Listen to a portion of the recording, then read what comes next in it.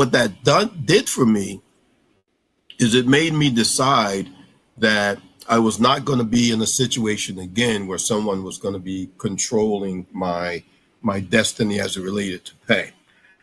So I had already started in the real estate business as a real estate investor. I owned a few properties by then.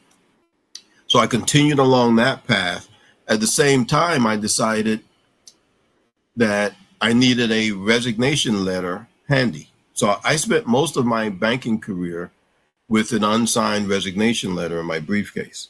And there were times along the journey that I would call somebody up, and I had a situation where one of the supervisors I thought was quite disrespectful. Didn't like the way he was talking to me. Didn't like his tone, and he left my office. I think before he left my office, he said, "You think about this and let me know what you want to do." Right. So he left, and I thought about it, and then I called his office to find out where he was headed from there. And I called that office and said, Jerry is headed over to your office. What's your fax number?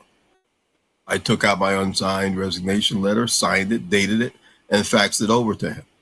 And so that kind of attitude for me has kept me grounded in the fact that, New Jersey is an at-will state. They don't need a reason to get rid of you, right? It's just, it could happen at any time.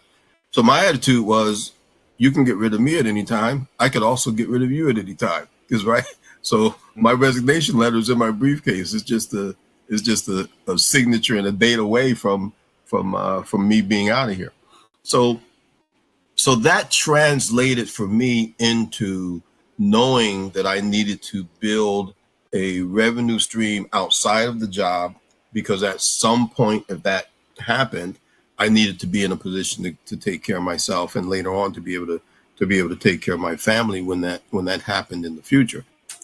And in that environment, I decided, this corporate climb and all of this, financially is okay, and stock options and bonuses are great, but I really want to spend more time at home with my wife and my two daughters. And so what I ultimately did, it took me about a year to transition out of that position, and I left. And so at about 43 years old, I was, kind of in a semi-retired state. I spent 5 years golfing, camping, traveling, and hanging out with my daughters and my wife.